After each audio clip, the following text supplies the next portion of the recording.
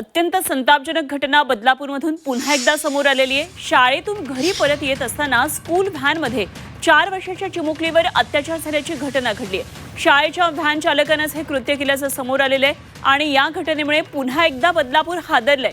2024 मध्ये लहान मुलीवर अत्याचाराची घटना घडलेली होती आणि त्यामुळे खळबळ उडाली होती। महाराष्ट्र हादरलेला होता। अक्षय शिंदे या आरोपीने हे दुष्कृत्य केलं होतं।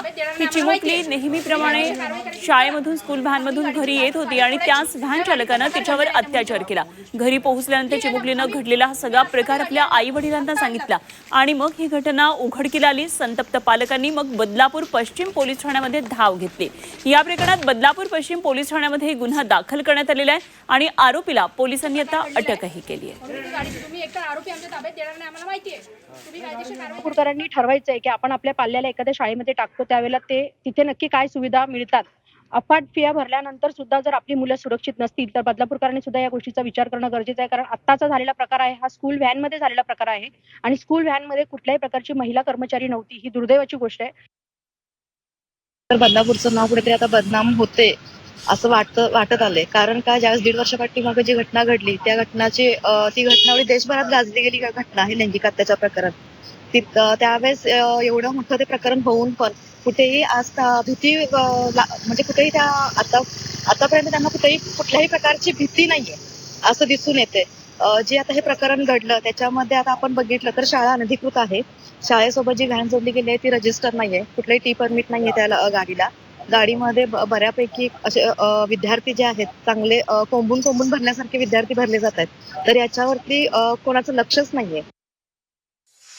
FIR त्या संबंधित व्यक्तीवरती दाखल केलेला आहे। त्याला अटक करण्यात आलेली आहे आणि जी संबंधित मुलगी आहे तिला सध्या मेडिकलसाठी घेऊन गेलेले आहेत आणि त्यांची जी प्रोसिजर आहे पोलिसांची ते करत आहेत आणि लवकरात लवकर म्हणजे ह्या गोष्टीवरती त्यांनी न्याय द्यावा एवढीच आमची अपेक्षा आहे की कुठल्याही प्रकारचं त्यांनी ह्याच्यामध्ये हलगर्जीपणा न बाळगता त्यांनी ह्या विषयाच्या अगदी शेवटपर्यंत त्यांनी गेलं पाहिजे आणि कुठेतरी सगळ्याच बदलापूरकरांना पुन्हा एकदा हे आव्हान असतं की तुम्ही आपल्या शाळेमध्ये तुम्ही जेव्हा मुलांना घालता तेव्हा त्या शाळेची सखोल चौकशी करा। सदरची घटना ही स्कूल व्हॅनमध्ये घडल्याची माहिती आपल्याला फिर्यादीकडनं मिळालेली आहे। ही स्कूल व्हॅन शाळेची होती की प्रायव्हेट होती? प्रायव्हेट स्कूल व्हॅन होती ती। मग त्या व्हॅन चालकावर किंवा त्याच्या मालकावर काय गुन्हा दाखल करण्याची प्रक्रिया आपण करत आहात? हो, सदरची व्हॅन जी आहे ती त्या शाळेसोबत ॲग्रीमेंटमध्ये होती। त्या अनुषंगानं आपण पुढील चौकशी करून त्या अनुषंगानं पुढील कारवाई करत आहोत। तर बदलापूरमधून आणखी सविस्तर तपशील जाणून घेऊया। आमचे प्रतिनिधी चंद्रशेखर भुयार सध्या आपल्याबरोबर जोडले गेले। चंद्रशेखर, आपण पाहिलं अत्यंत संतप्त प्रतिक्रिया पालकांच्या आणि बदलापूरकरांच्या आहेत। काय नेमकं या घटनेनंतर पुढचे आणखी काय तपशील येतात? पोलिसांनी कारवाई कशा पद्धतीने आता सुरू केलेली आहे? बदलापुरात काल 4 वर्षीय चिमुकलीवर झालेल्या अत्याचारानंतर बदलापूर पुन्हा एकदा हादरलेलं आहे। काल ही जी 4 वर्षाची जी विद्यार्थिनी आहे ही जेव्हा शाळेतून यायला उशीर झाला त्याच्यानंतर तिच्या आईने त्या व्हॅन चालकाला फोन केला आणि त्याच्यानंतर ही जेव्हा विद्यार्थिनी घरी आली तेव्हा ती पूर्णतः भेदरलेली होती। त्याच्यानंतर तिच्या आईने त्या विद्यार्थिनीशी विचारपूस केल्यानंतर तिने ही सर्व घडलेली हकीकत तिच्या आईला सांगितली। त्याच्यानंतर तिच्या आईने पोलीस स्टेशनला जाऊन याबाबत व्हॅन चालकाविरुद्ध तक्रार केली।